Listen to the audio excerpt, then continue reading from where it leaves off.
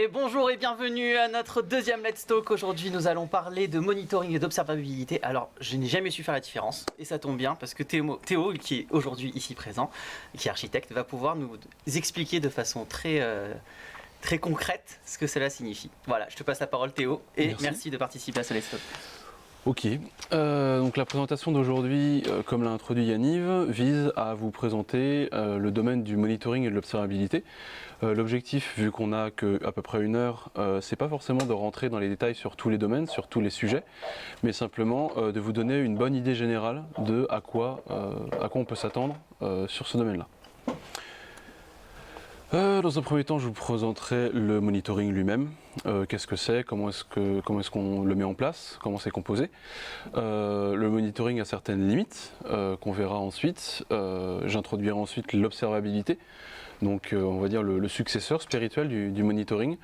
Je vous expliquerai pourquoi le monitoring n'est pas si obsolète que ça au final, et je ferai une ouverture sur OpenTelemetry. On verra ça ensuite. Donc dans un premier temps, le monitoring, c'est quoi ? Le monitoring, ça consiste à vérifier, à surveiller l'état d'un système, quel qu'il soit. Ça peut être une application, ça peut être plusieurs applications à la fois, ça peut être une machine, un système d'information tout entier, etc. etc.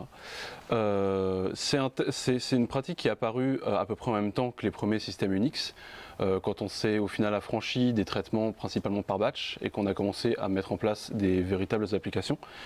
Les premiers outils ressemblaient à des simples commandes Linux. Vous connaissez peut-être Top, VMstat ou Syslog.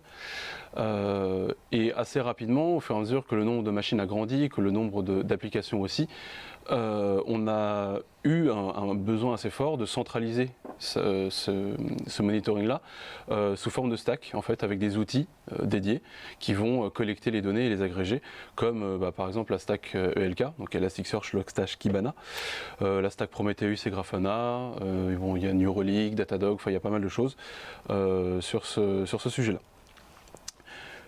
On peut distinguer 3 composants principaux qui composent en fait le monitoring, sur lequel se base le monitoring: les logs, les métriques et les alertes. Un log, je pense que c'est à peu près le format de données que la plupart d'entre vous connaissent. C'est simplement une ligne de texte émise par un système. Une application en fait va simplement établir dans un fichier comment est-ce qu'elle fonctionne, les endroits du code par lesquels elle passe, etc. Ça facilite évidemment le debug d'incidents, vu qu'on sait ce qui se passe à l'intérieur de l'application, et ça facilite aussi la traçabilité, vu que ça permet de mettre en place une historisation de ces données et voir au fur et à mesure comment évolue l'application, est-ce qu'elle s'est déjà comportée comme ça, etc., etc. Ces logs-là peuvent être structurés ou non. Alors un log non structuré, ça ressemble à peu près à un log Apache, c'est simplement une ligne de texte avec quelques données dedans, le timestamp, le message, potentiellement l'erreur. Un log structuré, ça va ressembler plutôt à quelque chose comme un JSON, ça va être un ensemble de clés-valeurs, voire des objets structurés eux-mêmes, qui vont permettre de complexifier grandement les données qu'on insère à l'intérieur et aussi de faciliter les traitements par les machines. Donc là par exemple ici, vous avez un exemple en haut d'un log non structuré, donc on a une simple ligne avec les données mises les unes à côté des autres, et en dessous un log structuré qui est au final la même version que le dessus, mais en version JSON et plus facile à traiter pour une machine. Une fois qu'on a ces logs, c'est super, on sait comment fonctionne notre application, en tout cas on en a une bonne idée. Mais derrière, ça va être assez compliqué de savoir comment se comporte notre application la nuit. Comment est-ce qu'elle se comporte dans le temps, est-ce qu'elle a des hausses de performance, des baisses, etc. Pour ça, on introduit un second type de données qu'on appelle la métrique. La métrique, c'est une mesure régulière d'une valeur numérique. Ça peut être compter le nombre d'appels, ça peut être regarder en temps réel le nombre de connexions à une base de données qui sont établies, ça peut être le nombre de threads, ça peut être le temps CPU, ça peut être à peu près tout ce que vous voulez. Et en fait, cette valeur numérique-là, on va la collecter à intervalles réguliers pour derrière en sortir des graphiques, tout simplement. Cette donnée-là, derrière, on peut la taguer pour lui rajouter des catégories. En gros, on va pouvoir dire, par exemple, pour notre nombre d'appels, on peut le taguer avec, je sais pas, le service, sur lequel on tape, et d'un seul coup on a le nombre d'appels par service. On rajoute en tag le nom de la machine, on a donc le nombre d'appels par service et par machine, etc., etc. Ça permet d'affiner la donnée et ça permet du coup de faciliter la détection d'incidents et l'origine surtout des incidents.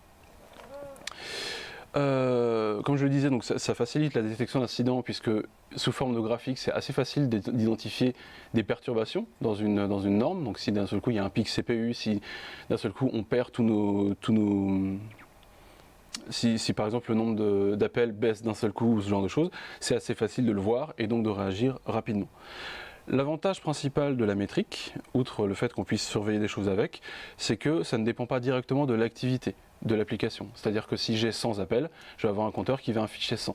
Si j'ai 10 000 appels, j'ai un compteur qui affichera 10 000, mais ce sera toujours une seule métrique collectée régulièrement. Il n'y a pas une augmentation en fait, du nombre de métriques quand l'activité augmente. Elle est plus coûteuse en place, vu que du coup on la collecte régulièrement et qu'elle ne dépend pas de l'activité. En tout cas en théorie, on verra après pourquoi. Elle est prévisible, puisque c'est quelque chose de régulier, et facile à historiser, vu que c'est simplement une courbe qu'on va pouvoir garder longtemps. Le seul bémol, on va dire, c'est que ça dépend de la cardinalité des tags. Alors les tags, comme je le disais au-dessus, c'est les catégories qu'on va vouloir appliquer à notre métrique. Et la cardinalité, c'est quoi? C'est assez simple, c'est le nombre de valeurs uniques possibles. Par exemple, si j'ai deux machines différentes et que je mets un tag machine, j'aurai une cardinalité de 2. Si j'ai 10 clients et que je mets mon ID client, j'aurai une cardinalité de 10. Mais là où ça pose problème, c'est que si j'ai mon client, donc 10 possibilités, et mes machines, donc 2 possibilités, ça me fait 20 possibilités. Et pour garder trace de cette métrique dans 20 catégories différentes, je vais être obligé d'émettre 20 métriques à la fois. Ce qui fait que si je rajoute le nom de la base de données, si je rajoute le service appelé, voire même si je veux la ligne de code depuis laquelle on émet la métrique, ça va faire exploser cette cardinalité et donc exploser le nombre de métriques qu'on doit émettre à la fois. Donc il faut faire très attention à ça pour éviter de surcharger son système. Une fois qu'on a nos métriques et qu'on peut donc surveiller les performances d'une application ou d'un système, se pose un autre problème, on ne peut pas toujours être là. On ne peut pas être là à 3 h du matin à regarder toutes les métriques pour voir si quelque chose nous perturbe ou quoi. C'est pour ça qu'existent les alertes. Les alertes, ça va simplement remplacer un humain pour surveiller des choses. On va définir des seuils, on va définir un ensemble de règles qui vont nous permettre de définir que ça c'est pas normal et je veux être alerté si jamais ça arrive. Si par exemple une machine arrive à 95% de sa mémoire, il faut qu'on soit alerté. Derrière, cette alerte va pouvoir être redirigée vers l'équipe qui s'occupe du système qu'on surveille, donc de l'application, de la machine, pour réagir au plus vite. C'est essentiel pour la détection d'incidents, mais surtout pour les détections d'incidents quand personne n'est là, le week-end ou la nuit. Ça permet de réveiller potentiellement le responsable de l'équipe qui est chargé de résoudre cet incident. Donc une fois qu'on a ces 3 composants-là, la démarche d'une équipe qui se sert régulièrement du monitoring, c'est quoi? On va commencer par créer des dashboards, comme ce qu'on peut voir sur le côté, et on va pouvoir les surveiller. En fait, on rassemble toutes nos métriques au même endroit, et ensuite on regarde si quelque chose est anormal. Si effectivement on se rend compte qu'il y a un incident, quelque chose de pas normal, on va d'abord isoler autant que possible grâce aux métriques l'origine du problème, et ensuite grâce aux logs, on va les analyser, on va regarder ce qui s'est passé à l'intérieur de l'application pour nous assurer que ça ne vient pas forcément de cette application, enfin débugger. C'est une approche qui est principalement réactive et itérative, c'est-à-dire qu'on attend qu'un incident arrive et ensuite on déroule. On commence par un problème qu'on ne connaît pas, on finit par le résoudre grâce au monitoring. Ensuite, on fait un post-mortem avec l'équipe pour estimer si on a bien réagi dans un temps suffisant. Et si ce n'est pas le cas, on va rajouter des données au monitoring actuel, des nouvelles métriques, des nouvelles alertes, des nouveaux logs pour mieux comprendre ce type de problème la prochaine fois. Les acteurs les plus connus du domaine, alors je ne les ai évidemment pas tous mis, mais on peut citer Prometheus, qui se spécialise dans la collecte de métriques, justement. On a Datadog, qui est une stack complète, qui collecte l'ensemble de ces données-là. On a Splunk aussi, qui se spécialise plutôt dans les logs, mais qui fait aussi une gestion des métriques. La stack Elastic, qui fait pareil que les 2 précédents. Et on a aussi Grafana, qui est plutôt une IHM, qui va permettre de requêter plusieurs de ces outils à la fois pour pouvoir les centraliser si on en a plusieurs dans notre SI. Le monitoring, c'est extrêmement pratique. Ça permet de surveiller son système, mais assez rapidement se sont présentées certaines limites qu'on va pouvoir voir maintenant, qui sont nées en fait avec la complexification des architectures. On est passé d'architectures très monolithiques, avec quelques grosses applications, parfois même avec une équipe qui s'occupe d'une application qui a la sienne et qui la garde, à des systèmes beaucoup plus distribués, une équipe qui va se retrouver avec 10, 20, 30, 40 services différents à gérer, des interactions avec des services externes et une manière générale, un découpage en fait des appels et des traitements au sein du système qui augmente grandement. On va avoir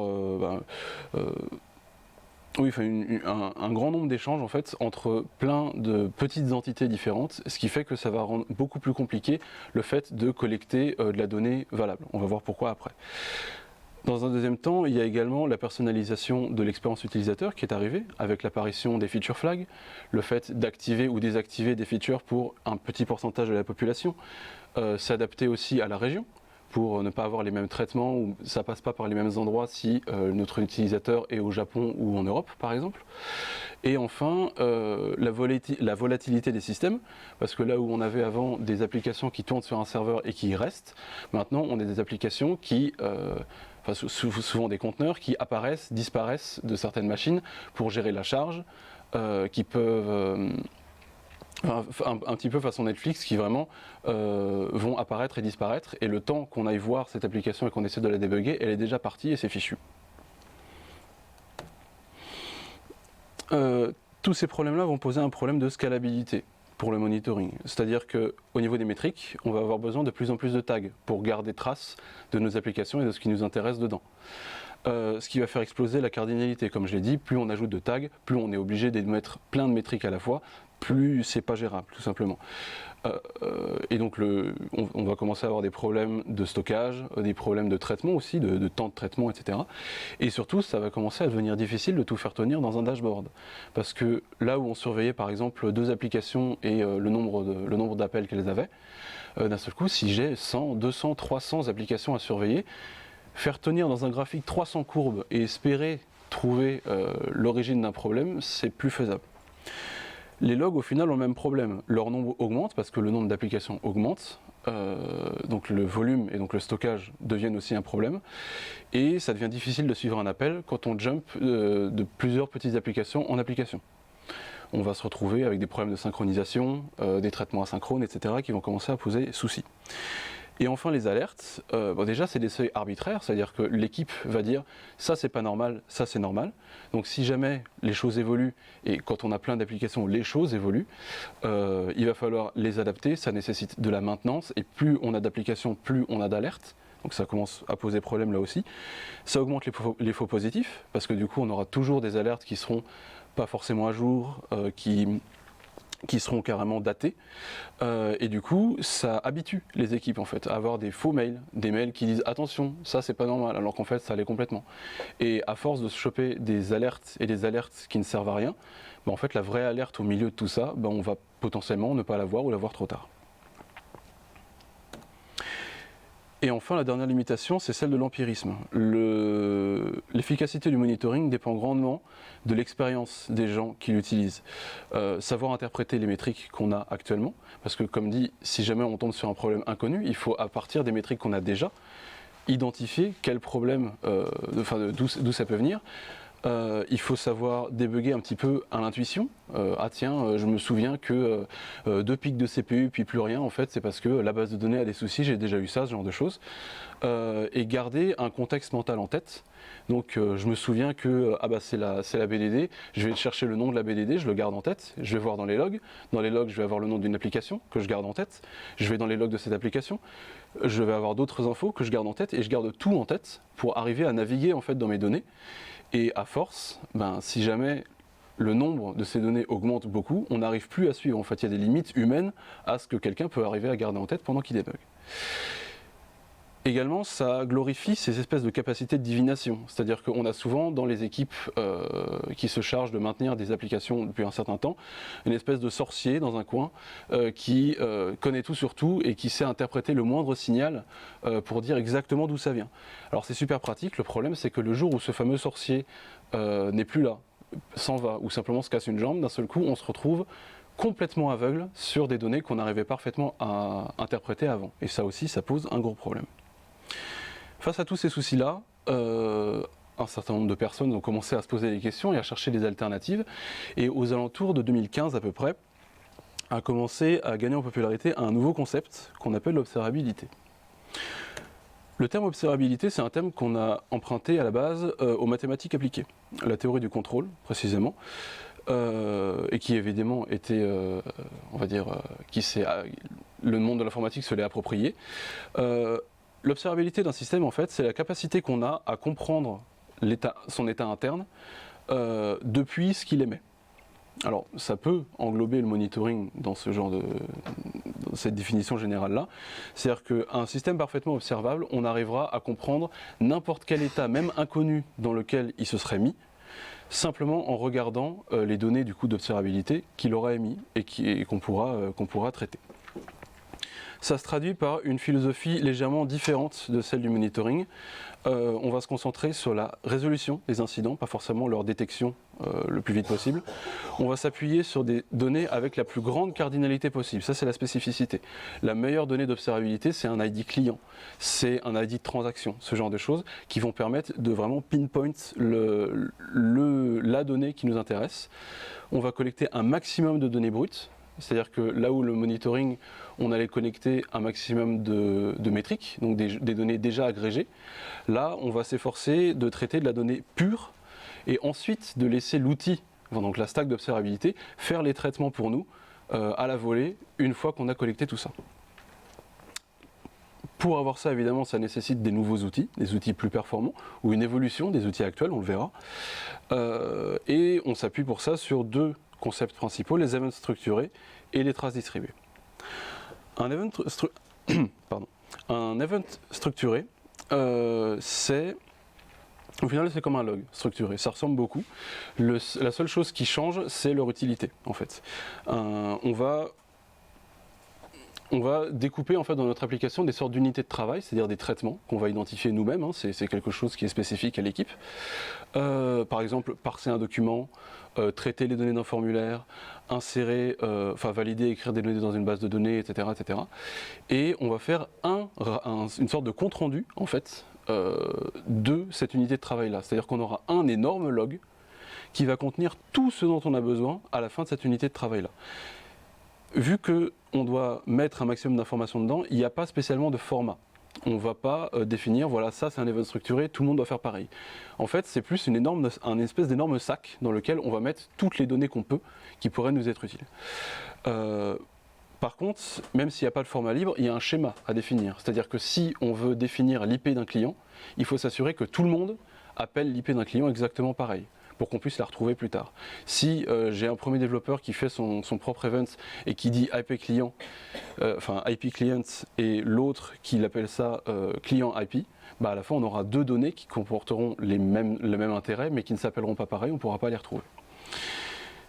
La technique au final est assez simple. Au début de l'unité de travail, on crée une map vide et ensuite on met tout dedans. Tout ce qui peut nous être utile pour du debug, ça peut être les feature flags activés pour le client, son ID, son IP, le nom de l'appli sur laquelle on tourne, sa version, l'ID du conteneur, le nombre de threads, dans quel pod on se trouve, la requête SQL qui a été exécutée, voire les requêtes SQL s'il y en a plusieurs, le temps de traitement de ces requêtes, le nombre d'éléments retournés, tout ce qui peut nous servir, que ce soit une métrique, que ce soit une information, un tag, tout ce que vous voulez. Mais avec une préférence nette pour les données à haute cardinalité, puisque c'est celles-ci qui nous seront le plus utiles par la suite. Une fois qu'on a ces events, il va falloir les relier entre eux, parce que c'est bien beau d'avoir des logs, ou même des gros logs, mais il faut pouvoir savoir dans quel ordre ils sont passés, et dans un système distribué, c'est compliqué. Pour ça, on a les traces distribuées. C'est un moyen, un format de données qui permet de relier des events entre eux pour avoir un tracing en fait complet d'un appel au sein d'un système, quels que soient les applis par lesquels il est passé, quels que soient les systèmes externes qu'il a appelés, etc. Pour ça, on va se baser sur des ID de corrélation. Alors, les implémentations varient selon les outils, mais principalement, on va avoir l'ID de la trace, l'ID du parent, donc de l'unité de travail précédente, en fait, et l'ID du span, donc de l'unité de travail actuelle. À partir de ces ID-là et via les bons outils, on va pouvoir générer ce genre d'affichage-là que vous pouvez voir, où on peut voir rapidement que en fait, l'appel A a déclenché l'appel B, qui a déclenché l'appel C et D, puis ensuite a déclenché l'appel E. Voilà. Ça permet donc de conserver du coup une sorte de contexte, c'est-à-dire qu'on va avoir notamment les events reliés entre eux, mais on va aussi pouvoir passer des informations. Par exemple, l'IP du client, on va peut-être l'avoir au tout début de notre appel, mais plus après. Mais peut-être qu'après, on a besoin de cette information. Donc on va pouvoir la passer de proche en proche aussi. Voilà. Ça permet de relier les events structurés entre eux, comme je le disais. Le problème, c'est que, vu que ça trace chaque appel, et que c'est quand même quelque chose d'assez gros, ça prend de la place. Ça prend beaucoup de place. C'est pour ça qu'il y a des moyens de mitiger en fait, cet impact via du sampling, qui consiste globalement à ne pas récupérer l'intégralité des appels, mais considérer qu'à partir d'un certain volume de données, un appel, même sur 10, est suffisamment représentatif pour identifier des soucis. On pourrait passer des heures sur le sampling, c'est un sujet super intéressant, mais on n'a pas le temps pour ça, donc je vais continuer. Dernière chose, c'est l'importance de la centralisation. Là où, dans le monitoring, on pouvait se permettre d'avoir un outil, par exemple comme Prometheus, qui va collecter les métriques, et un autre outil comme ELK, qui va collecter les logs. Pour les données d'observabilité, on n'a pas le choix, il faut absolument que tout soit au même endroit, requêtable en même temps. Voilà, simplement, parce que ça permet de faire de la corrélation, en fait, voire la corrélation automatisée pour la plupart des outils. Et ça, forcément, si jamais nos données sont séparées, en fait, ça va poser problème. On ne va pas pouvoir demander à un outil d'aller chercher les données d'un autre, etc., pour se faire une idée de comment s'est passé l'appel. Ça limite aussi les obstacles dans le processus de debugging, ça limite le contexte mental, vu que tout est au même endroit, on peut laisser l'outil garder ce contexte pour nous. On n'a pas spécialement besoin de se souvenir de la référence de je ne sais pas quel log pour changer d'outil, la remettre, rechercher, etc., etc. Et c'est pour ça, et j'insiste, que c'est extrêmement important d'avoir un schéma commun. Si ma machine émet une information par exemple sur son temps CPU, il faut absolument que ce temps CPU soit noté pareil que celui d'une machine d'un concurrent ou un truc comme ça, pour pouvoir rassembler ces données-là. Parce que si elles ne s'appellent pas pareil, on ne peut pas les corréler et donc ça n'a servi à rien. Au niveau des acteurs du domaine, même si ceux que j'ai notés pour le monitoring ont su, et on le verra après, s'adapter, on va dire, et évoluer pour intégrer l'observabilité, on a aussi des acteurs qui se sont positionnés directement dessus. On a par exemple Zipkin et Jaeger, qui sont des outils de tracing open source. On a Lightstep ou Honeycomb, qui sont des sociétés qui sont apparues il y a assez peu de temps, vers 2017-2018, qui se sont positionnées très rapidement sur l'observabilité et sur comment bien faire une plateforme d'observabilité. Et on a d'autres, plutôt côté mastodonte, on a Instana, qui est édité par IBM, et on a surtout Dynatrace, qui est actuellement le leader du marché, qui est évidemment une solution payante, mais qui est parmi les plus avancés dans ce domaine-là. Mais maintenant qu'on a une super stack d'observabilité, est-ce que ça veut dire qu'on n'a plus besoin du tout du monitoring, ou est-ce que ça a quand même une utilité? Eh bien figurez-vous que oui. En fait, le monitoring n'est pas du tout obsolète, c'est plus quelque chose de complémentaire. En fait, l'observabilité, comme je le disais, se concentre principalement sur la résolution d'incidents, pas forcément sur sa détection. Et la spécialité du monitoring, c'est la détection d'incidents. On l'utilisait pour résoudre des incidents parce qu'on n'avait pas le choix, mais l'idée principale de monitoring, c'est de se rendre compte très rapidement qu'il y a un problème dans nos applis. Donc ça va nous permettre, avec l'observabilité, de laisser au monitoring ce qu'il sait faire de mieux, à savoir détecter des incidents, si possible, au niveau. On va pouvoir se concentrer sur des métriques qui se concentrent sur la user experience, au final, surveiller le bon déploiement d'une fonction, s'assurer que le temps moyen de réponse de tous nos services ne va pas baisser d'un seul coup. En fait, ça va vraiment... On va se placer du point de vue de l'utilisateur. Moi, en tant qu'utilisateur, qu'est-ce qui m'impacte? Et à partir de ce qui m'impacte, on va générer un ensemble de métriques qu'on va pouvoir surveiller plus facilement parce qu'il y en a moins. Les deux concepts sont donc interdépendants. On a le monitoring pour détecter et l'observabilité pour débugger. Et ça se vérifie parfaitement dans les implémentations des éditeurs, vu que, par exemple, la stack ELK ou Datadog, etc., même s'ils sont passés sur l'observabilité maintenant, ils n'ont évidemment pas abandonné les métriques, abandonné les logs, ils ont simplement proposer une stack complète qui permet d'utiliser les deux à la fois. C'est aussi pour ça que la limite semble assez ténue entre le monitoring et l'observabilité, puisque maintenant on n'a pas le choix, on doit utiliser l'observabilité pour surveiller et identifier les bugs dans nos systèmes, mais on a quand même besoin du monitoring. Donc la plupart des stacks d'observabilité proposent également du monitoring, et pour pas trop s'emmerder, et surtout pour éviter de trop perturber en fait les clients, regroupe ça sous le terme observabilité, puisqu'au final l'observabilité dépend des métriques et des logs également.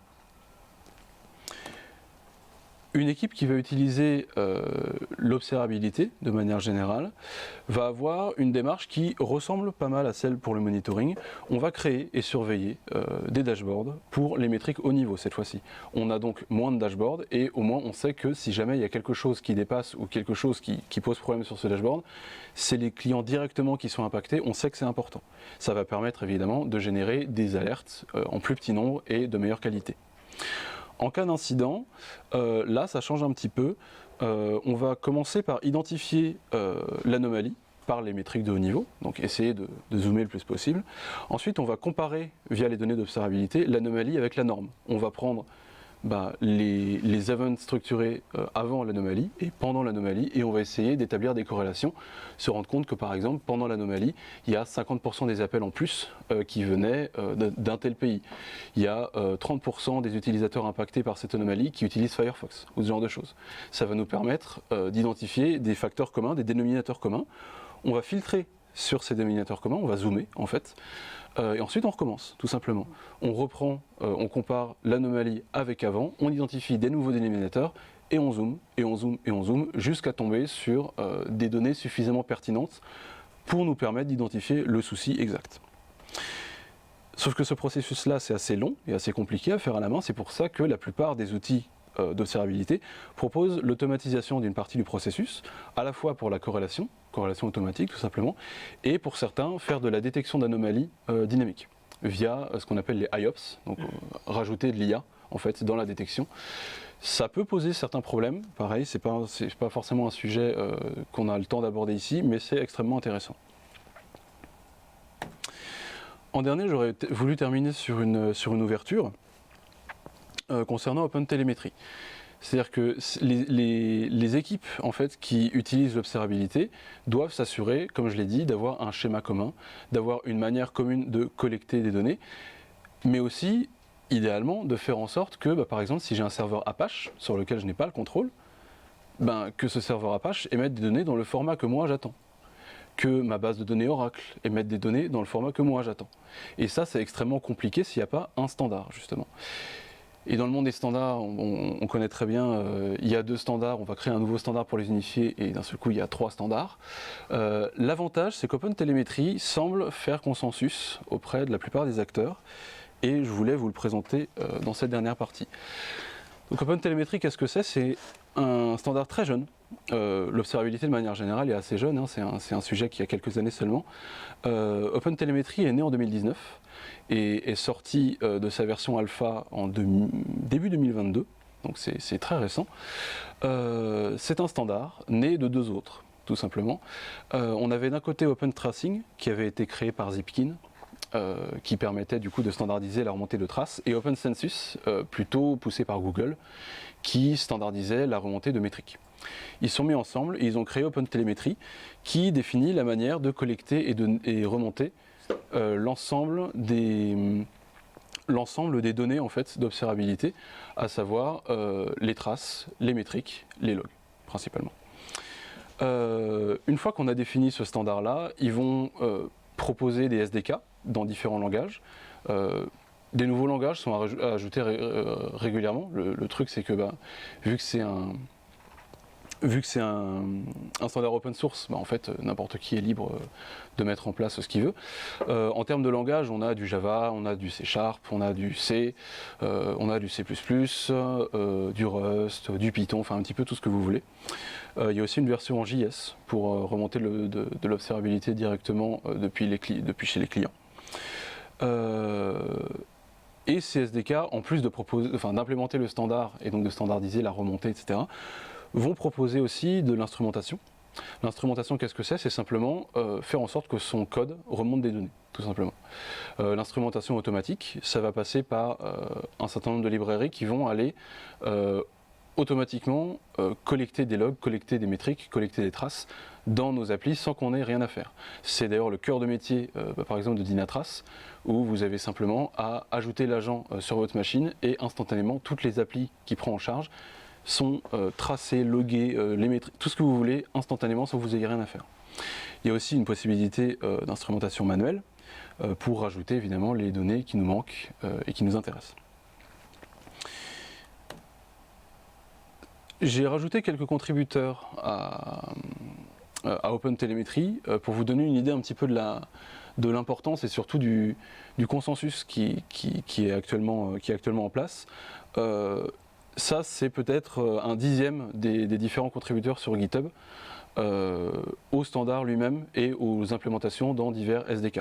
On a, pas forcément tous les cités, mais on a Google, et Microsoft et Amazon, rien que ça. On a Oracle, on a certaines plateformes d'observabilité comme Datadog, Dynatrace. On a même des gens un peu plus orientés réseau ou ce genre de choses. Il y a vraiment une volonté en fait d'avoir un seul standard pour faciliter les choses, parce que là où on pouvait arriver à s'adapter avec quelques standards quand il s'agissait du monitoring, là si jamais il n'y a pas de format unifié pour absolument tout le monde, ça sert littéralement à rien. Voilà. J'arrive à la fin de ma présentation.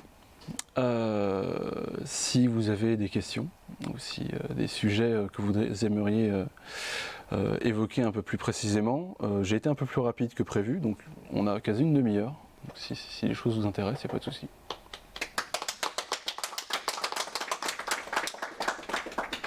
Ouais, merci. Oui, effectivement, on a des questions du chat. On a une question super intéressante, effectivement, par rapport au dashboard et à la présentation des résultats.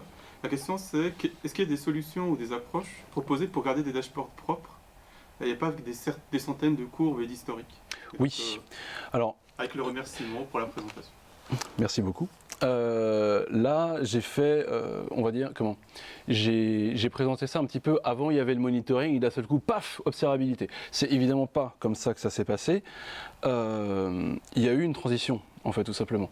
Il y a eu, face à tous les problèmes en fait, du monitoring, des tentatives, voire des réussites, pour adapter tout ça, et notamment pour ce qui est des dashboards, sont nés les drill down. Un drill down, en fait, c'est un zoom, tout simplement. C'est-à-dire qu'on va avoir un ensemble de courbes, et si on clique dessus, ça va ouvrir tout simplement un nouveau dashboard qui va se concentrer sur la donnée qui nous intéresse. Ça permet en fait de zoomer en fait dans l'amas de données dans lequel on se retrouve pour justement arriver à filtrer un petit peu. Et ensuite, on peut enchaîner avec des drill down, des drill down, des drill down pour arriver à s'y retrouver quand même dans ce genre de problème. Okay. C'est intéressant. Moi j'avais une question sur le fait de devoir unifier, parce qu'effectivement il y a les standards pour unifier, mais comment on fait en sorte que des applications en .NET, en Python, en Node.js, ainsi de suite, des systèmes et des firewalls, comment on fait en sorte qu'à la fin, in fine, on se retrouve avec des traces qui ressemblent à la même chose? Alors les traces, le cas particulier des traces, c'est parce que c'est assez simple, c'est que pour ce qui est des systèmes externes, donc par exemple une base de données Oracle ou quoi, il faut que l'éditeur lui-même les mette en place. Ça, il n'y a pas le choix. On ne peut pas vraiment l'instrumenter de l'extérieur. Mais par contre, une fois qu'ils mettent ça en place, en fait, ils prennent en charge les trace ID, etc. Ces ID-là sont passés dans la header en fait, des appels, tout simplement, et ensuite récupérés par l'application suivante, en fait. Et donc, du coup, cette application suivante va récupérer ça, va la transmettre au prochain, etc. Toutes ces données-là sont remontées de manière centrale, parce que c'est aussi ça l'intérêt d'OpenTelemetry, c'est de définir du coup comment est-ce qu'on les remonte, de manière à ce qu'on puisse écouter de manière standard les données que remonte une base de données Oracle ou autre, pour ensuite tout centraliser. Pour ce qui est d'unifier le reste, c'est-à-dire tous les champs qu'on va contenir dans un event structuré, OpenTelemetry, dans son standard, définit un schéma de base pour les données les plus courantes. Donc, pour une stack par exemple, pour une base de données, on va définir le nom d'une base de données, on va définir comment est-ce qu'on appelle une requête SQL, on va définir un certain nombre de choses. Et pour les choses plus spécifiques, en fait, il faut s'entendre. C'est-à-dire qu'il faut, à l'échelle, si possible, de toute l'entreprise, enfin en tout cas de l'ensemble d'équipes qui désirent utiliser l'observabilité, s'entendre sur un certain nombre de dénominations communes, faire un schéma commun en fait, pour que tout le monde appelle les choses pareilles. Ça ne veut pas dire qu'au moindre truc, il faut convoquer une réunion générale, comment est-ce qu'on appelle le numéro d'une carte de crédit. Simplement, dès lors que un concept est utilisé par plusieurs équipes à la fois, il faut qu'elles s'entendent pour qu'elles appellent de la même manière ce champ-là, en fait. Ok. Bon, on alterne entre les questions de la salle et les questions du chat. Donc là, on a une autre question. Est-ce qu'il est nécessaire de mettre en place l'observabilité sur l'ensemble d'un projet ou d'un système, ou peut-on choisir des tranches ou certaines parties où on va mettre en place de l'observabilité? Alors effectivement, ça peut être un moyen de réduire le volume total des données qu'on remonte. Parce qu'au final, si effectivement on a un système, par exemple legacy, extrêmement stable, qui ne bouge plus beaucoup, et un système plus moderne, on va mettre en place, alors on ne peut pas se passer complètement de l'observabilité, notamment pour les traces, parce que si jamais, par exemple, notre nouveau système appelle l'ancien, mais que l'ancien ne sait pas du tout comment gérer ses traces, en fait elles vont être coupées dès qu'on appelle, mais on peut mettre en place une implémentation minimale avec vraiment quasi rien dedans, juste pour pouvoir observer le nouveau système, et l'ancien le garder sous forme de monitoring ou autre. Il faut aussi adapter tout simplement à la taille en fait. Si vous avez effectivement 3 applis chez vous et que vous voulez les surveiller, ça ne sert à rien, enfin c'est pas très utile de mettre en place toute une stack d'observabilité, de mettre en place des traces, alors qu'en fait il y a des échanges entre 3 applications, et qu'au final le monitoring fait très bien ça pour les petits systèmes. Dès lors que vous allez commencer à gagner en taille, etc., là il faudra réévaluer un petit peu comment est-ce que vous monitorez ça, comment est-ce que vous surveillez ça de manière générale. Et l'avantage c'est que vu que les données d'observabilité utilisent celles du monitoring, c'est pas forcément perdu de mettre en place un premier monitoring d'abord. Ok, super, merci. Il y a une question dans la salle ? Moi j'ai une question, à savoir pour les logs de rétention, et la durée, on va dire, standard de rétention de tout ce paper trail de données qui peut être assez énorme, est-ce qu'il y a des bonnes pratiques? Pas vraiment, ça dépend de ton stockage tout simplement et de ce que tu es prêt à payer tout simplement pour, en stockage. En fait c'est aussi simple que si tu as 10 jours de données, tu peux remonter sur des problèmes jusqu'à il y a 10 jours. C'est aussi simple que ça. Il y a certains moyens, notamment au niveau du monitoring pour les métriques par exemple, pour les garder sur beaucoup plus longtemps, en réduisant leur précision par exemple. Une métrique que tu vas collecter toutes les 15 secondes, au bout d'un mois tu vas pouvoir dire je vais faire une moyenne de tout ça, et puis je vais sortir une métrique toutes les heures, et d'un seul coup, t'as divisé ton stockage en fait par 240, un truc comme ça. Et donc derrière, tu peux stocker ça sur des années en fait, pour te souvenir. Surtout pour les métriques, en fait, c'est particulièrement pratique parce que ça permet d'avoir une tendance. C'est voilà, cette application Legacy, par exemple, d'un seul coup, elle a des comportements bizarres. Est-ce que quelque part dans les 10 dernières années, on a eu quelque chose qui ressemble à peu près? Évidemment, tes données, tu les auras à l'échelle de peut-être 2, 3, 4 heures, quelque chose comme ça, mais c'est déjà ça, tu vois. Des données comme par exemple les traces, c'est plus compliqué. Tu vas pouvoir par exemple faire un traitement a posteriori, par exemple virer tout ce qui n'est pas une erreur, enfin tout ce qui n'a pas comporté d'erreur, ou ce genre de choses pour alléger. Mais ça, soit tu le fais toi-même, soit les outils des fois proposent, mais voilà. Le gros problème en fait là-dedans, c'est arriver à stocker ta fenêtre où tu veux vraiment observer tout en fait. Si tu veux vraiment que ton système soit entièrement observable sur 30 jours, il faut que tu aies les capacités de stocker 30 jours de données avant de réduire ça. Et ça peut poser problème. D'où le sampling, etc. etc. C'est intéressant parce que ça fait un peu le lien avec une question du chat. C'est si on veut mettre en place une démarche d'observabilité dans un contexte, dans une entreprise, par où commencer et par quoi commencer? Alors déjà, bon, ça ce serait un sujet à part entière pour une presse, mais principalement, il faut... Le problème, c'est que la plupart des solutions d'observabilité sont payantes, ou en tout cas ont un certain coût à mettre en place. Le problème, c'est que du coup, il faut arriver à convaincre la direction, ou en tout cas ceux qui valident, ceux qui signent le chèque, que effectivement, surveiller des dashboards, ça suffit pas, parce que c'est pas forcément quelque chose d'inné, pas forcément quelque chose d'évident. Donc l'idée, c'est de faire un POC, comme beaucoup de technologies, en se concentrant, si possible, sur des problèmes qui existeraient depuis un certain temps, et qu'on n'a jamais réussi à résoudre. Ça arrive souvent qu'une application, qu'elle soit connue de tous, oui, des fois, lorsqu'on la déploie, elle ne marche pas. On ne sait pas pourquoi, tant pis. Au final, ça arrive une fois sur 10, c'est pas si grave, on a juste à la redéployer. Ce genre de truc, c'est juste des vrais problèmes qui juste n'ont pas été encore détectés par le biais du monitoring parce qu'il n'y a pas assez de données, tout simplement. Et donc, on va essayer de se concentrer sur ce genre d'applications-là pour les instrumenter au maximum et revenir vers la direction, voilà, avec ma super stack d'observabilité, j'ai trouvé en 2 jours ce que le monitoring n'a pas trouvé en plusieurs années. Et d'ordinaire, ça sert d'argument marteau pour derrière faire valider la suite. Après, pour ce qui est de l'implémentation, en fait, c'est petit à petit. C'est-à-dire que dans un premier temps, on va peut-être mettre en place simplement un passage de proche en proche des traces pour reconstituer globalement une carte de notre système, de qui appelle qui, etc. Et c'est tout. Et pas forcément rentrer dans l'application. Et dans un second temps, une fois qu'on a réussi à bien utiliser le système et que les développeurs sont habitués aux nouveaux outils aussi, parce qu'il y a ça, il y a une partie de formation, on va pouvoir rentrer dans les détails, rajouter de l'instrumentation à l'intérieur. En fait, il n'y a pas de ça marche ou ça marche pas. C'est juste plus vous en ajoutez, plus ça marche, tout simplement. Il n'y a pas de on va faire un projet sur 5 ans, on va tout instrumenter et d'un seul coup on allume tout et c'est incroyable. L'idée c'est que si il y a un besoin d'observabilité, c'est que les équipes sont en galère en fait avec leur système actuel. Et on ne peut pas leur promettre vous ne vous inquiétez pas, dans un certain temps ce sera bon, mais actuellement non. On va faire de l'itératif pour qu'elles commencent à voir les améliorations le plus vite possible et commencer à résoudre les incidents plus vite aussi et rapidement. Ok. Une question dans la salle.